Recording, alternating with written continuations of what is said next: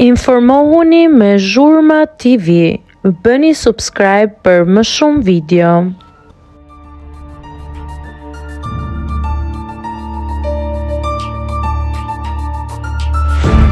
Seriali i njohur turk trazon në rjetin. Ja çfarë do të ndodhje e papritur në episodet e radhës.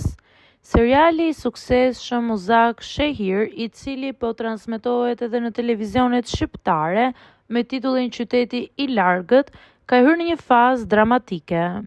Hyrja e papritur në histori e Meriemit, dashurisë së vjetër të Qianit, ka rritur ndjeshëm tensionin dhe emocionet. Ky zhvillim ka rikthyer shpresat tek Sadakat dhe Boran.